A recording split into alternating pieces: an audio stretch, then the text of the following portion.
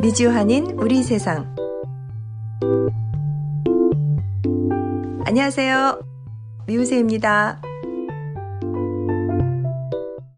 2024년 10월 2일 수요일 제402화 미주한인 우리 세상 지금 시작합니다. 안녕하세요. 아리조나의 태바위입니다. 이렇게 도울 수가 미우스의 도우미 노스캐롤라이나의 김 사장입니다. 네, 우리 미우새 374화 정치농장에 대담 나오셔서 좋은 말씀 나눠주셨는데요. 오늘 또 함께 얘기 나누게 될 권윤지 작가님 나오셨습니다. 네, 안녕하십니까. 안녕하세요. 예, 오랜만에 정말 뵙습니다. 네, 오랜만입니다. 예, 권윤지입니다. 그때 아유, 반갑습니다. 374화가 선거 때 아니었습니까? 예, 선거 직전이었습니다. 기억을 예. 했고, 그때는 아마 이제 미국에 계신 분들께 이제 한국 선거가 어떻게 될지, 뭐 그런 동향에 대해서 조금 더 제가 이렇게 한인으로서 전해드리는 입장이었는데, 오늘은 입장이 좀 반대인 것 같습니다. 네, 네, 제가 오히려 맞아요. 예, 미국의 이슈에 대해서 그렇죠. 아무튼 네. 자, 오늘 재밌는 토크 이제 기대하겠습니다. 네. 자, 네. 우리 권 작가님 또 예. 잘 모르시는 분들을 위해서 본인 소개 말씀 부탁드려요.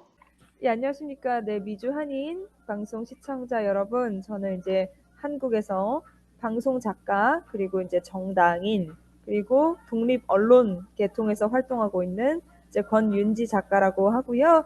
예, 이제 나무위키에 저를 이제 검색을 하시면 제 프로필, 그리고 이제 개인적으로 이제 제가 지금은 일을 조금 정리한 상황이기 때문에 이 활동 소식들 받을 수 있는 페이스북 팔로우 다 하실 수 있습니다. 저는 이제 한국에서는 이제 가장 중심적으로 이제 제 아이템이 있다라고 한다면 이제 이 젠더 문제인데요. 젠더 문제 중에서도 우리가 뭐 일반적으로 얘기하는 어떤 레디컬 페미니즘 같은 게 아니라 이제 그것이 정치적으로 어떻게 이용이 되는가, 어떻게 때때로는 어떻게 악용되는가 해서 제가 이제 우리 미주 한인방송 여러분들께서도 잘 아시겠지만 그 사건을 잘 아시겠지만 박원순 시장 사건 등등에서 이제 그 고소인 측의 이 무고를 또 대리하는 변호하는 그런 입장에 서기도 했었습니다. 네, 정리하면 저는 한국에서 활동하는 이 언론 방송 작가 권윤지라고 합니다. 반갑습니다. 네. 네, 아이고, 반갑습니다. 자, 우리 권 작가님, 이제 미 대선일이 11월 5일이니까 이제 앞으로 35일이 남았어요. 예, 네. 예.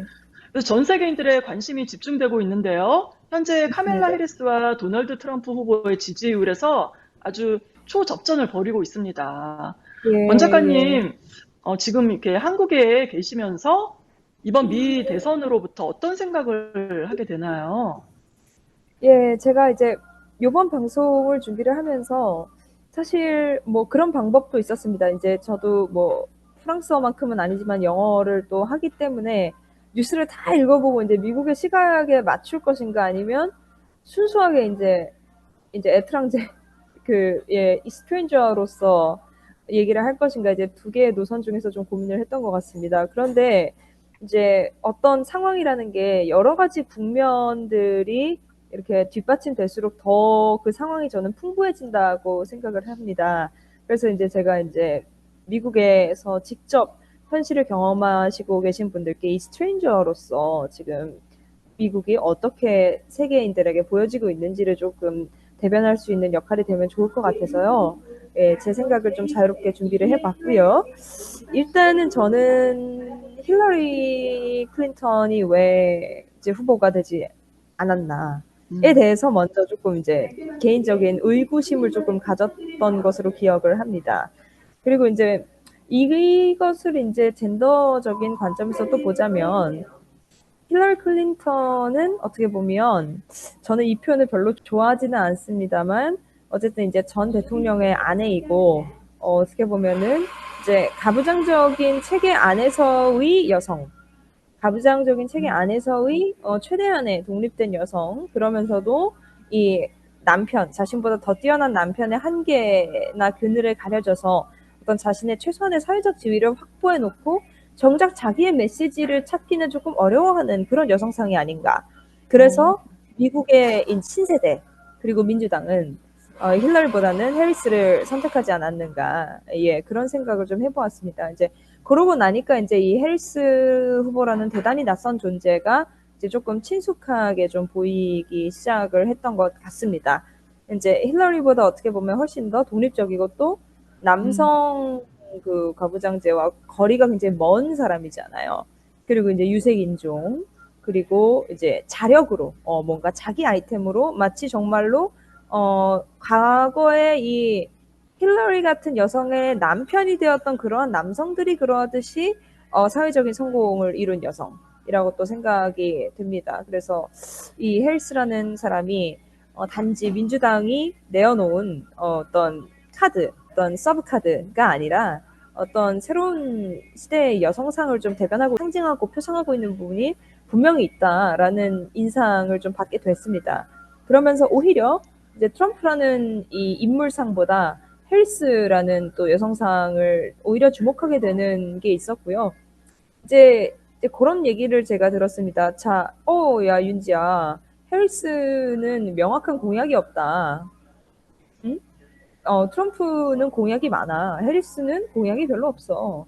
너 그 임시 구원투수 같은 사람 지지할 거야? 그런 이제 반문 아닌 반문을 받았는데요. 모르겠습니다. 그러니까 물론 정치의 기본은 이제 공약을 지키고 선출자가 그렇게 하는 것이겠지만 우리가 정치라고 부르는 뭔가 더 포괄적인 영역의 것들에서 공약이라는 것이 차지하는 비중이 얼마나 되는가. 그리고 그 인물, 그다음에 인물이 표상하는 시대, 그리고 그 인물이 표상하는 시대에 의해서 새로 또 해석되는 역사, 이런 것들이 좀 중요하지 않나라는 이제 또 생각을 해보게 되었고요. 제가 조금 이제 얘기를 좁혀보자면 저는 이제 프랑스인들과 이야기를 많이 하기 때문에 현재 유럽 역시도 또 이제 우리나라 역시도 굉장히 이제 전 세계적인 이제 극우화 풍조가 지금 굉장히 팽배한 상황입니다. 특히 이제 독일, 프랑스 같은 데서는 이제 네오나치의 활약, 그다음 프랑스에서 르펜의 이제 광적인 이제 캠페인, 그다음에 또 르펜 지지자가 아니라도 프랑스에는 이제 우파가 많이 있습니다. 또 우리나라에는 이제 역사 교육의 국정교과서 폐지 이후에 젊은 층의 극우화가 심화되고 있고요. 근데 미국에서는 그런 극우화를 상징하는 인물이 또 트럼프일 것 같습니다. 이제 대신 트럼프의 특수성이 있다면 그는 이제 사상적인 극우 뿐만이 아니라 어떤 과거 미국식의 어떤 능력주의랄까요? 그런 것을 또 상징을 한다고 봅니다. 왜냐하면 트럼프가 자수성가한 인물이라는 점은 우리는 결코 부정할 수가 없고, 또 그런 말이 있잖아요. 태어날 때 가난한 것은 당신 잘못이 아니지만 죽을 때 가난한 것은 당신 잘못이다. 그런 어떤 자기 개발서에 나오는 그런 어떤 구식 성공담, 그런 것들을 또 대표하는 인물이라고 생각을 해요. 그런데 그래서 트럼프는 잠깐만요. 자수성가는 아니에요. 예. 부모님한테 엄청난 자산을 예. 물려받았고, 사실상 그 상당히 뭐 TV 출연하면서 인기를 얻었고, 뭐 카지노 같은 거 탁탁 세워서 벌었다고 하지만 지금 나오는 얘기들은 사실상 사업가로서는 다 그렇게 부도나고 돈을 다 잃었던 거예요. 근데 대통령이 되면서 그게 그 사업 실패가 이렇게 좀 버무려졌죠. 예, 그래서 네. 자수성가라기보다는 돈을 엄청나게 물려받았고 사업적으로는 그렇죠. 사실은 개판친 사람 뭐 이런 얘기들이 요즘에 더 많이 나옵니다. 예. 예, 사실 이제 외국인의 시각에서 제가 오늘 초점을 맞춰서 말씀을 드리겠다고 얘기를 드렸기 때문에 이제 언론에서 묘사되는 트럼프, 그리고 사람들이 인식하는 이제 트럼프에 이제 좀 기준을 뒀습니다. 사실 저도 뭐 비판을 이게 초점을 세부적으로 가져가가지고 이제 어떤 면에 비판을 하라 그러면 이제 충분히 이제 김 선생님께서 말씀해주신 대로 비판을 할 수 있겠으나 지금은 이제 약간 조금 초점이 약간 크다는 점만 조금만 양해해 주시면 감사하겠고요. 예, 그래서 트럼프가 상징하는 그 Make America Great Again, 예, 예. 그죠? 예, 그렇게 이제 과거에 어떤 그 자본, 그다음에 이 기득권 엘리트와 또 자수성가한 어떤 개인의 사회적 능력, 그리고 거기에 이제 뿌리 깊게 자리 잡고 있는 미국의 또 굉장히 기독교적이고 가부장적인 그 성격, 그것을 이제 트럼프가 표상하고 있다고 보고, 해리스는 이제 새로운 시대의 힐러리 클린턴마저 뛰어넘는 이제 어떠한 새로운 여성상으로서 이제 또 민주당을 지금 대표하고 있다. 그렇게 보입니다. 그래서 저는 그렇습니다. 이제 이게 외국인 이제 스트레인저의 이제 임프레션이고요. 이제 미국 내부에는 아마 또 이제 또 우리 한인 방송은 미국에서도 독립 언론이기 때문에 이제 다양한 의견들이 존재할 거라고 생각합니다. 그런데 이제 맞습니다. 독립 언론에서 가장 중요한 것이 저도 이제 한국에서 독립 언론 쪽에 종사를 해보면 어떤 생각이 드느냐면 항상 이 제너럴한 오피니언이 아니죠. 사실 임프레션이죠. 제너럴 임프레션을 항상 이렇게 keep in mind 하고 나서 이 독립 언론이 활동을 할 때 훨씬 더 논조가 좀 정확해진다라는 느낌을 많이 받았거든요. 오늘 제가 제너럴한 이런 스트레인저로서의 입장을 또 말씀을 드리고 나름대로 큰 틀에서의 분석을 하면 또 이렇게 첨언을 또 해주시고 비판도 해주시고 하면 훨씬 더 풍부해질 것 같습니다. 예, 1번 그래요. 질문에 대한 답변이 네. 이정도하겠습니다. 절대 스트레인저가 아닙니다. 왜냐하면 지금 미국 예. 대선판에 예. 이란이 개입된다, 푸틴이 개입된다, 예. 그다음에 뭐 중국이 또 뭐 개입을 해가지고 사람들을 뭐 어떻게 대선 판도에 영향을 주려고 한다, 지금 그러거든요. 그러니까 예. 권 작가님도 이 한국의 영향을 미국 대선에 인플루언서로서 이렇게 말씀하시면 될 것 같습니다. 예. 네. 아, 그런데 자, 참 여기서 제가 질문이 하나 있는데 혹시 즉석에서 질문 하나 드려도 괜찮으시겠습니까? 아, 좋습니다. 예, 예. 우리나라에는 잘 없는 이제 문화인데 이제 서구권 특히 이제 미국 정치가 첨예하게 논해질 때 항상 이제 이 conspiracy가 이제 뒤따르잖아요. 네.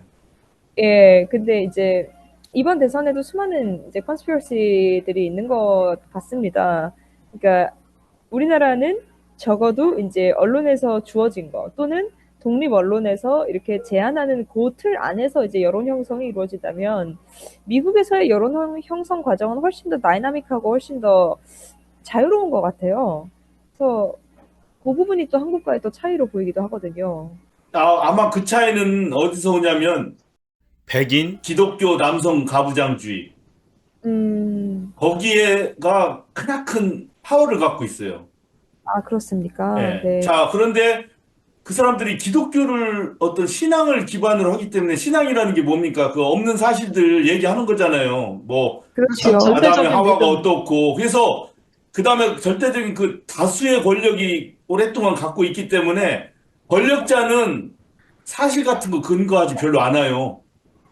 자기들이 그냥 느끼는 거 자기한테 유리한 거 막 얘기합니다. 저희들이 실제 생활에서 백인 할아버지들 꼴통 정말 트럼프 지지자들이 오면은 그 막 법이 어떻고 뭐가 평등하고 이렇게 얘기 안 해요. 그냥 무조건 자기들 힘이 있기 때문에 그냥 우기고 네. 주장해요. 그러다 보니까 그런 음모론 같은 것들이 확산되는 어떤 터전이 되는 거죠.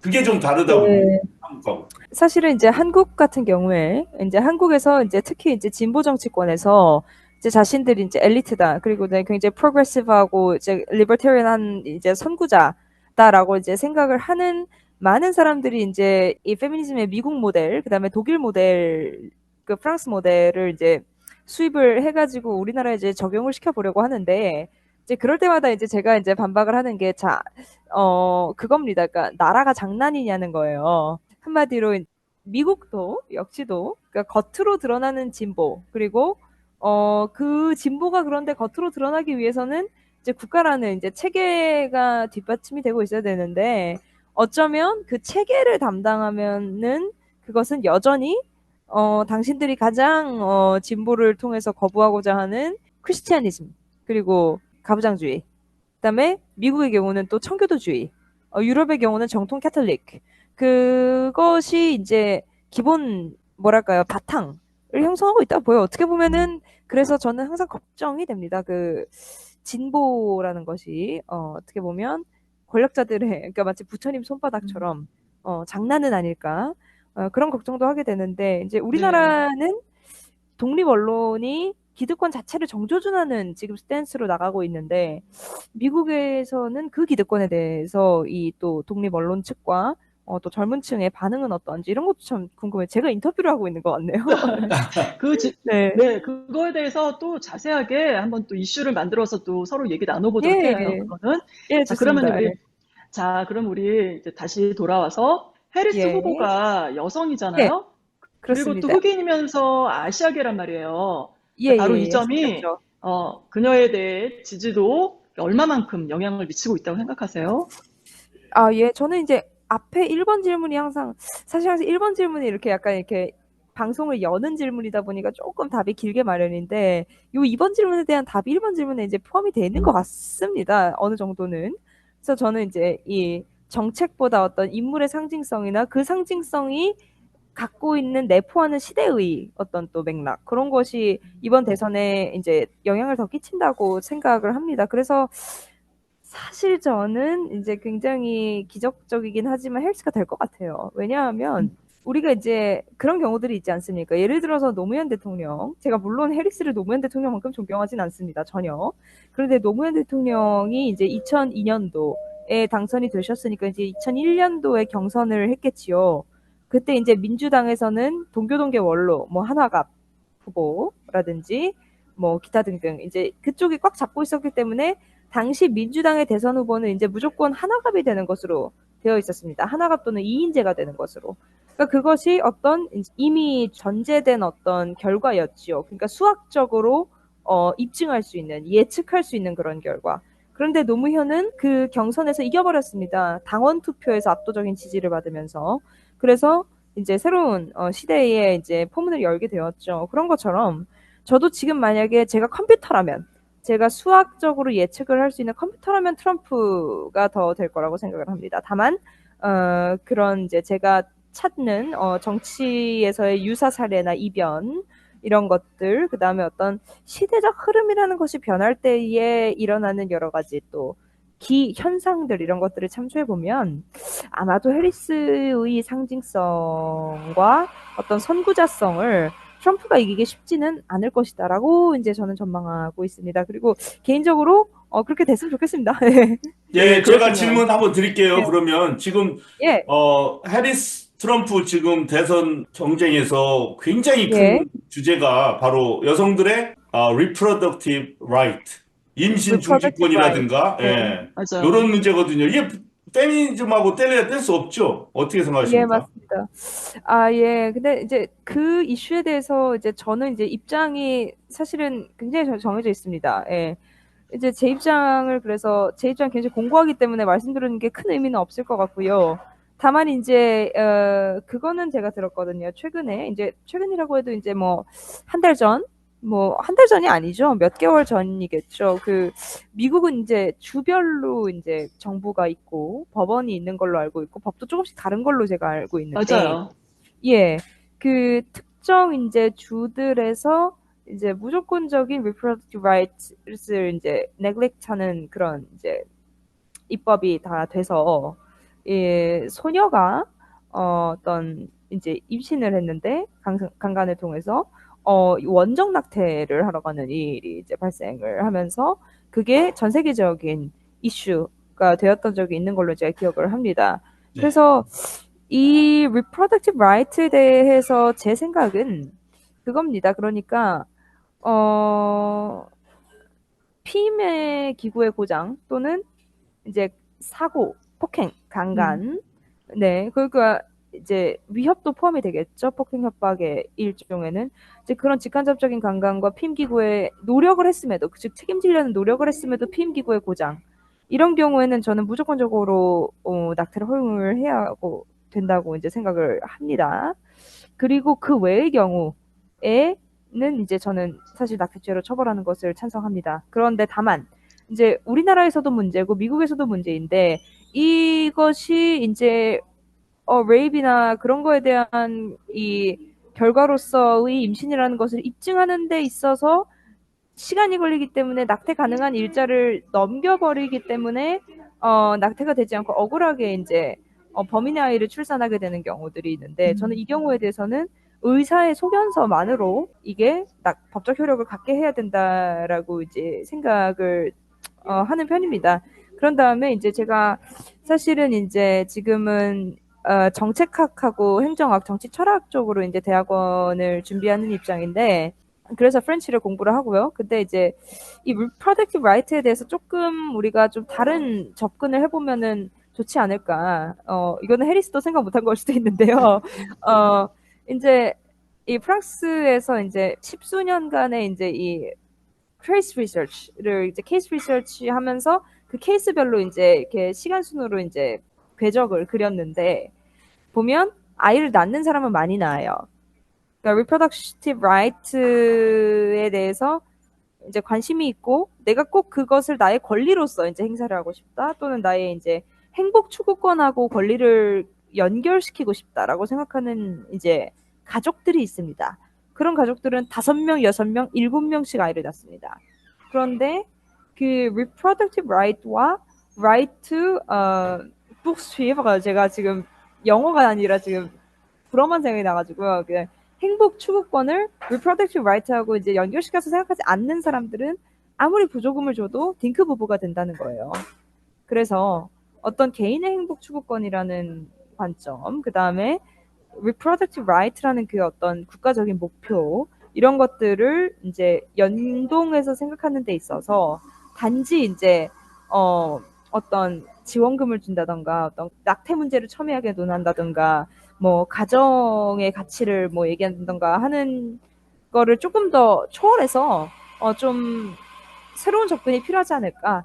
그리고 그런 참신한 아이디어를 내는 사람들한테 사람들이 분명히 이제 공감하는 측면이 있지 않을까라고 이제 예, 생각을 해봅니다. 해리스는 지금 현재 그 예, 낙태법에 대해서 정확하게 어떤 뭐 공약을 말한 거는 없죠. 아직까지. 그렇죠. 그렇죠? 예, 그래요. 하여튼 맞습니다. 어떤 예, 해리스한테 이거 네, 보내주세요. 네. 그래야 되겠어요. 아니 정말 굉장히 중요한 문제고 법이 예, 사실은 인간의 그 행복을 그 제한하는 건 굉장히 힘든 일인데 특히나 예, 이 그 낙태 이것이 행복과 직결된다 뭐 이렇게 꼭 말할 수도 없는 일이라는 거 우리 권 예. 작가님께서 잘 설명해 주셨고 진짜 이 문제는 정말 해리스가 된다면 좀 잘 이렇게 법적으로 보호가 되는 쪽으로 해줬으면 좋겠어요. 반드시 누군가는 이제 이 문제를 해리스한테 이제 이렇게 얼굴에 들이밀 겁니다. 그때 해리스가 반드시 준비를 하고 있어야 그녀의 이제 권력이 이제 듀러블한지 아닌지가 이제 판명이 날 것 같습니다. 예. 맞습니다. 자, 그러면 다음 질문 드릴게요. 지금 예, 해리스는 민주당 후보잖아요. 그러면 예, 좋습니다. 앞으로 그 미국 그리고 전 세계 예. 전체의 그 진보 진영 모습은 어떻게 될지 예상을 음, 해볼까요? 예, 좋습니다. 미국에서 직접 이제 정치 논평을 하시는 분들보다 어쩌면 저같이 이제 젠더 문제를 기반으로 이슈를 바라보는 좀 이제, 아까 스트레인저 아니라고 하셨지만, 세미 스트레인저들이 조금 더 이제 생각을 하게 되는 문제입니다. 진보 진영이 해결해야 할 분명한 이제 어떤 딜레마라는 것이 존재를 한다고 생각합니다. 아까 1번 질문에서도 좀 말씀을 드렸듯이 진보 진영 같은 경우에 항상 비판받는 그 지점이 정해져 있습니다. 너네 결국에는 저 실질적인 권력을 갖고 있는 보수 진영에 기생을 하고 있는 거 아니냐. 너네 말로만 정치하는 거 아니야? 주체성을 내세우지만 정작 안보, 경제 그런 더 무거운 영역 우리가 선동할 수 없는 그러니까 사람들한테 설득할 수 없는 반드시 유지되어야만 하는 중요한 어떤 기간 시설 같은 영역은 결국에는 보수 진영, 결국에는 기득권, 결국에는 가부장적 체계에 기생하고 있는 건 아니냐. 그런 비판을 받아왔어요. 그랬는데도 진보 진영은 끊임없이 우리는 그 구조 자체를 바꿀 겁니다. 우리는 정의를 추구함으로써 올바름을 추구함으로써 그리고 기존의 권력 질서로부터의 탈피와 새로운 어떤 권력 질서, 즉 이제 민주주의적인 권력 질서를 확립함으로써 그 비판을 이제 탄핵하고 우리들의 방식이라는 게 옳다라는 것을 보여줄 것입니다. 그러니까 진보 진영은 늘 어떤 당위와 가치 그리고 상징성 이런 것들로 해서 이제 운영이 되어 왔습니다. 이제 독일의 녹색당, 그 다음에 한국의 이제 정의당 그리고 일부 민주당, 그런 다음에 프랑스의 좌파 정당, 그 다음에 프랑스 자체 이제 이런 정도를 중심으로 이제 제가 방금 말씀드린 그러한 뉘앙스의 진보, 또 어느 정도 여성주의를 참조하는 그런 진보가 이제 지금까지 흘러왔다고 보이는데 미국의 진보는 조금 더 다르다고 보입니다. 미국의 진보는 제가 봤을 때는 항상 굉장히 이제 소외돼 있지 않았나라고 생각을 합니다. 사실 저는 미국 민주당이 과연 이제 진보인가? 라고 했을 때 저는 아니라고 생각합니다. 이제 한국의 민주당도 일부 이제 의원들이나 정치인들 또는 그룹을 빼면 저는 이제 우파라고 생각을 해요. 중도 우파 정도. 그러니까 이제 미국의 진보는 또 이제 레디컬 페미니즘이라는 또 방해 요소랄까요? 그런 것들이 끼어들면서 굉장히 어떻게 보면은 우리가 발견하지 못한 마이너함을 갖고 있다라고 저는 보고 있습니다. 그런데 이제 해리스는 사실은 레디컬 페미니즘이나 실제 이 정당과 정당 사이의 알력 관계에서의 진보가 아니라 진짜 어떤 우리가 논하는 그런 이념적인, 이론적인 진보, 프로그레시비티를 갖고 있는 사람이라고 생각이 됩니다. 그 사람이 또 독일의 대통령도 아니고, 독일의 수상도 아니고, 한국의 대통령도 아니고, 프랑스의 대통령도 아니고, 미국의 세계 이제 경찰 국가의 대통령이 된다는 것은 이제 패러다임 전환의 의미가 좀 있을 거라고 생각이 됩니다. 전 세계 이제 진보의. 근데 저는 그 패러다임 전환이 어떤 모습일 것 같냐면요. 일단은 이제 지금 민주주의의 위기, 그리고 미국을 중심으로 한 서방 패권주의의 위기 같은 것들이 수년 혹은 십수년 전부터 학자들에 의해서 굉장히 진지하게 논의되어 오고 있는 상황에서 미국의 수장이 해리스가 된다라고 했을 때 그 서방의 중심주의라는 어떤 이 힘의 균형, 안보를 위한 힘의 균형은 유지가 되면서도 그 서방이 어떻게 보면 진보를 이끌어가는 중심지대가 될 수 있는 말하자면 패러다임 전환을 위한 절호의 찬스일 수도 있다라고 저는 이제 생각을 하고 있습니다. 그렇게 해서 만약에 해리스가 대통령이 된다면 이제 전 세계의 또 진보 진영들은 이제 운동의 방법론을 어떻게 가져갈 것인가에 대해서 논의를 할 것이고요.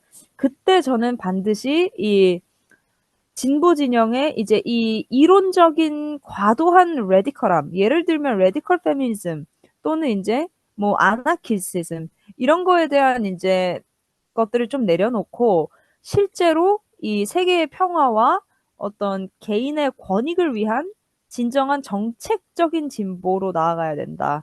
그리고 그럴 힘을 만약에 해리스가 당선이 된다면 전 세계 진보 진영에 공급을 할 수 있을 것이다라고 이제 보고 있습니다. 예. 자, 권 작가님, 이번 미 대선이 한국 사회, 특히 한국 정치에 어떤 영향을 미치게 될까요?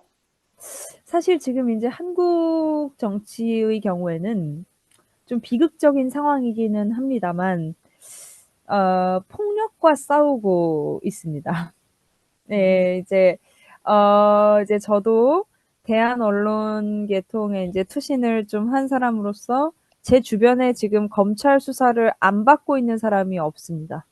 거의 없습니다. 아우, 예, 저와 같이 일하시는 이 선배 기자님들, 또 이제 법조인 분들 등등 시작해서 검찰 독재의 희생양이 아닌 사람이 없습니다. 그러니까 지금 한국에서 정치는 어떤 우리가 지금까지 이렇게 쭉 논해왔던 그런 어떤 이제 풍부한 어떤 디베이트와 풍부한 어떤 그런 것이 아니라 그저 이제 폭력에 대한 저항. 그리고 그 검찰 폭력이라는 것은 이제 사법 폭력이고 사법 폭력은 굉장히 무서운 것이 왜냐하면 법이라는 것은 이제 사회계약론에 따르면 처벌을 대신해 줄 수 있는 유일한 수단이기 때문에 법은 사람을 구속하고 처벌하고 신상을 말 그대로 이제 신변을 완전히 부숴놓을 수 있는 유일한 도구인데 그것이 지금 정치화되고 정치 권력화되고 그 권력이 한국 정치를 지배를 하고 있는 상황입니다. 그래서 해리스가 대통령이 된 것은 아마 국제면에서 다뤄질 것이고요. 여전히 정치면에서는 검찰의 폭력과 싸우는 사람들의 이야기가 다뤄질 것으로 생각이 됩니다. 지금 한국의 대한 언론 생태계가 굉장히 활발한 이유 또한 이제 검찰의 독재 때문입니다. 왜냐하면 이 검찰 독재를 할 수 있는 굉장히 한마디로 무서운 권력이 이제 권력을 잡게 되면 어떤 전적으로 이제 뭐 방송계, 뭐 특히 국영방송, 대형 방송사, 그리고 뭐 또 이제 심지어는 신문 이런 것들까지도 전부 이제 말하자면 보도 지침, 아닌 보도 지침, 그러니까 보이지 않는 보도 지침 같은 것들을 내리게 되고 검열을 하게 되기 때문에 그 폭력과 싸우는 사람들은 대한 언론으로 전부 빠지고요. 대한 언론은 포털에서 또 받아주지 않습니다. 한국에는 포털을 통해서 뉴스를 소비하는 구조가 있는데, 그래서 한국 정치는 이제 포털 소비자들의 시각을 고려한다면 그냥 여당과 야당 의원이 굉장히 싸우는구나 이렇게 보일 것이고요. 또 이 정말 저항하는 이제 이 폭력에 저항하는 수사받고 있는 그런 사람들은 또 외로운 싸움을 지속을 해야 될 것입니다. 그래서 현재 한국 정치는 상당히 또 폐쇄적이다. 그리고 이제 이 해리스가 대통령이 됐을 때 제가 굉장히 좀 걱정되는 부분, 한국의 시사 이제 평론 활동을 한 사람으로서 걱정되는 부분은 한국에서도 사실은 제가 이제 상술한 좀 그 타락한 진보, 예를 들어 레디컬 페미니즘을 필두로 하는 타락한 진보가 또 한국의 진보 진영의 대표격인 것처럼 되어 있습니다. 그리고 그렇게 그들을 한국 진보의 대표격으로 만들어준 또 권력이 또한 그 부당한 권력이기도 합니다. 왜냐하면 그들은 자신들이 그래도 진보를 고려하는 민주적인 권력이다라는 걸 위장하려고 했던 것입니다. 그러면서도 정작 그들이 행사하는 폭력과 싸우는 사람들에 대해서는 이제 탄압을 자행을 한 것이지요. 네, 그래서 한국 정치에 해리스가 미칠 영향이라고 했을 때 저는 이제 그런 어떤 파편적인 것들, 그리고 한국 정치가 안고 있는 고질적인 문제들에 좀 심화시킬 가능성도 있다고 봅니다.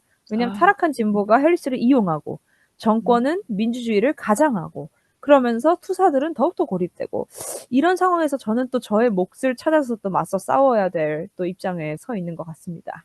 네, 그렇군요. 네, 굉장히 잘 슬픈 들었습니다. 현실이죠. 네. 그러네요. 자, 예, 다음 질문. 뉴탐사나 뭐 이런 독립 언론 많이 구독해 주시고요. 미국 시민 네. 여러분. 네. 알겠습니다. 자, 예. 또 여성과 소수자가 정치에 참여한 지 지금 100여 년 남짓 되었는데, 예. 앞으로 계속 그런 사회가 지속된다면 우리는 어떤 화두에 직면하게 될까요? 이게 좀 중요한 질문이죠, 이게. 이게 저희가 이제 우리 오늘 녹화 제목이, 요 부제가 이 페미니즘과 PC주의, 일시적 논쟁일까? 아니면 영원한 과제일까? 라는 이제 부제를 달고 저희가 이제 녹화를 했습니다. 예, 저도 이게 참 제 개인적으로도 궁금해가지고 뽑은 질문이기도 해요, 저는. 예. 그러니까 왜냐하면 이제 한국에서의 페미니즘, 그리고 지금 이제 서방 여러 국가에서도 페미니즘은 이제 굉장히 레디컬하고 어떤 면에서는 좋지만 어떤 면에서는 굉장히 역차별을 유도했던 어떤 과도한 흐름이 한 번 스쳐 지나가고 끝난 어떤 그런 이제 형태로 지금 이제 마치 미완성 교향곡처럼 지금 되어 있다고 보이는데 그 끝났으나 끝나지 않은 논쟁에 이제 해리스 당선이 불을 붙일 것이라는 이제 생각이 듭니다. 그리고 미국의 대통령이 된다는 것은 이제 다른 나라의 정치 수반이 되는 것과는 다릅니다. 세계 시민의 안보를 책임지는 사람이 된다는 것이거든요.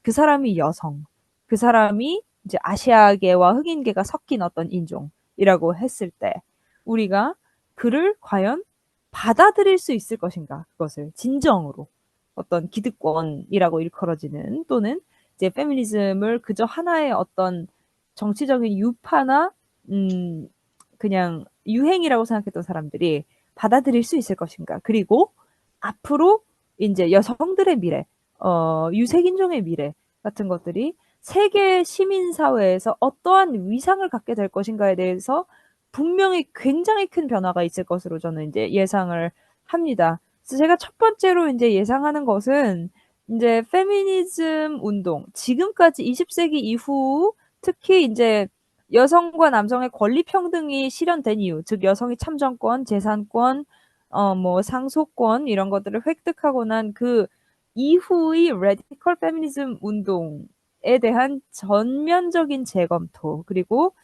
새로운 방향, 그러니까 사회와 융화될 수 있는 방향을 찾아가는 어떤 이제 운동들이 이제 시작될 것이다.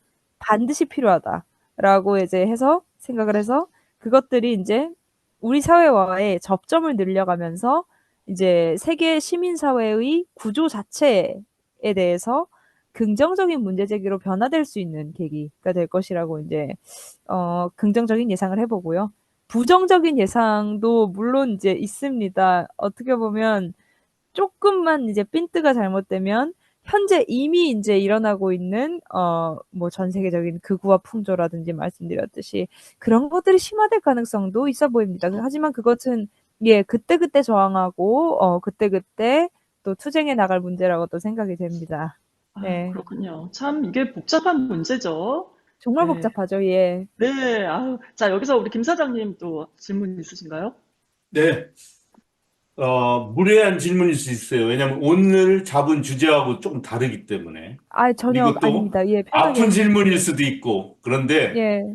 사람들이 너무 궁금해 할 것 같아서 어쩔 수 없이 제가 질문을 드립니다. 아, 제 지난 개인적인 총선, 거에 대한 겁니까? 예, 예. 총선 얘기인데, 뭐 좀, 예. 지난 총선 평가, 그리고 앞으로, 음. 정당인으로서 어떤 계획이신가? 요거, 아, 예. 뭐, 곤란하시면 안 하셔도 됩니다. 아니요, 아니요. 전혀 곤란하지 않습니다. 예. 사실 지난 총선은 제가 후보로 직접 이제 추천이 돼서 참여를 했었기 때문에 이제 객관적인 평가가 가능할까는 조금 이제 의문이 듭니다만, 저는 이제 개인적으로 아쉬움이 남는 것은 뭐 꼭 제 자신이 뭐가 됐어야 된다기보다 좀 이제 우리 사회가 지금 이제 의원이 된 사람들보다는 조금 더 강성인 투사들을 좀 필요로 하지 않았나라는 생각이 듭니다. 왜냐하면 이제 이 검찰 독재라는 것에 저항한다는 것은 굉장히 용기 그리고 집요함을 필요로 하는 것이지 사실 조직력이나 정당의 규모는 그렇게 중요하지 않다. 저는 그렇게 생각을 해서 조금 더 정당보다는 후보 한 명 한 명 한 명에 초점이 맞춰진 그리고 그들의 이제 정말 진보 진영의 시각에서 본다면 전투력에 초점이 맞춰진 총선이 됐다면 훨씬 더 좋은 이슈들을 많이 생산을 하고 끝나지 않았을까라고 이제 생각이 드는데 이제 특정 정당들에 대한 열풍 또 어떻게 보면 진보 진영에 약간의 분열상도 있었다고 보여지고요. 그렇게 해서 정말 진정한 진보, 진정한 이 뭐랄까 투쟁 세력을 만드는 데에는 조금 실패해서 그것은 이제 시민사회의 몫으로 넘어오지 않았나라는 생각이 이제 좀 이제 못내 아쉽고요.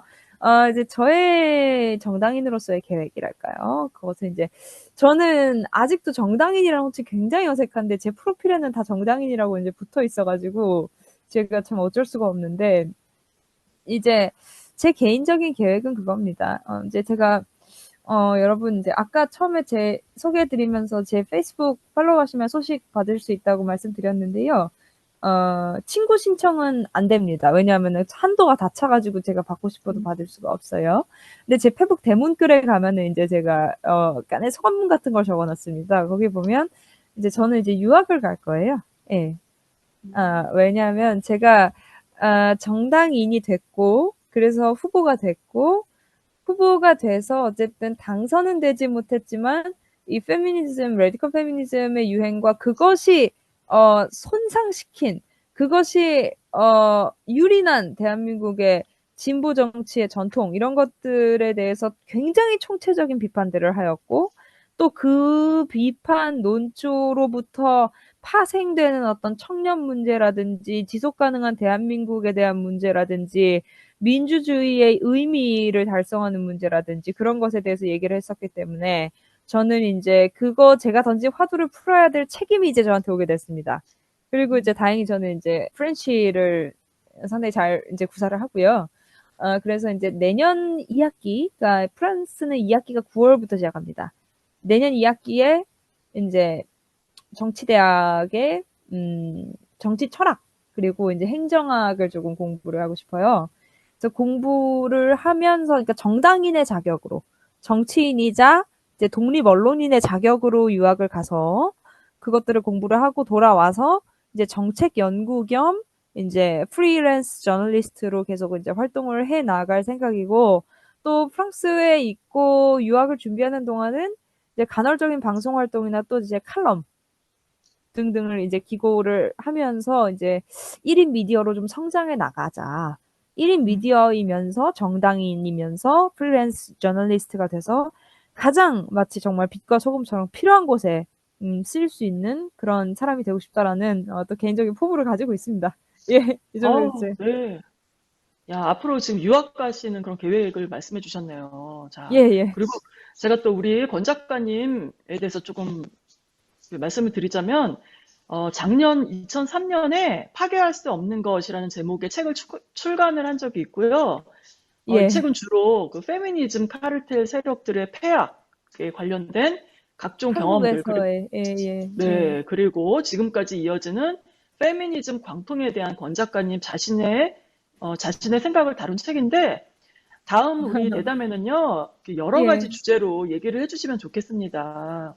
예, 전 그리고, 너무 좋습니다.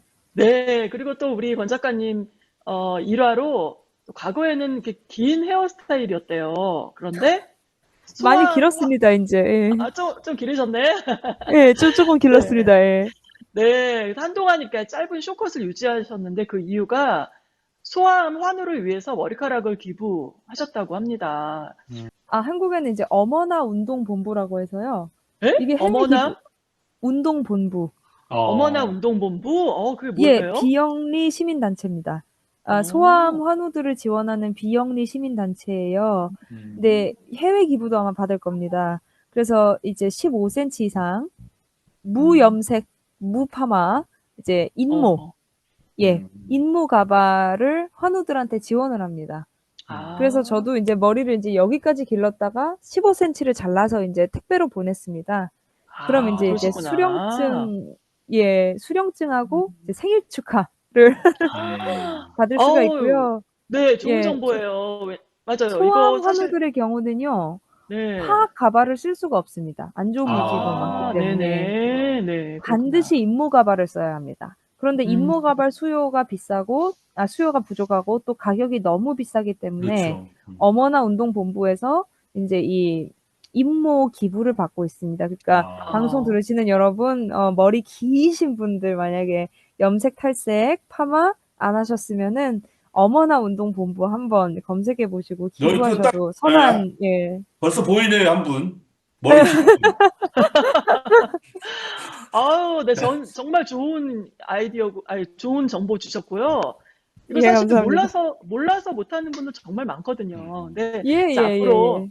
앞으로 우리 권 작가님, 지금 유학도 가시고, 이런 좀, 이렇게 하시지만, 그럼에도 불구하고, 또 우리 미우새에 나오셔서 한국 소식, 그리고 또 유럽, 프랑스 소식, 네. 이렇게 우리 동포들에게 전해주시면 좋겠습니다.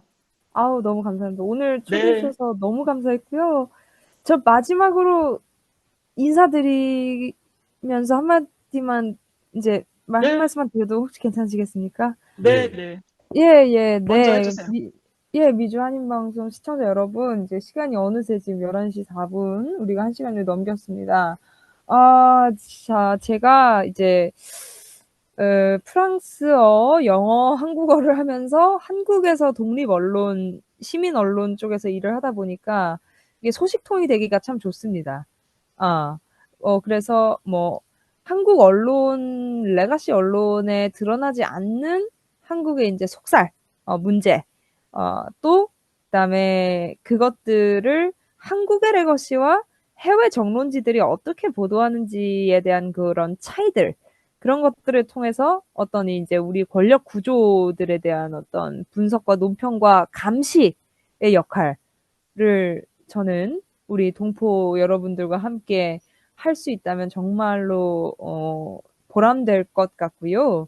네, 그래서 이제 저 개인적으로 뭐 감사합니다 이런 인사보다도 우리가 이제 이거를 공익적으로 하는 것이기 때문에 이렇게 인사를 정말 좀 건조하게 드리게 되네요. 근데 제 진심 이제 all my heart 이렇게 드리고요.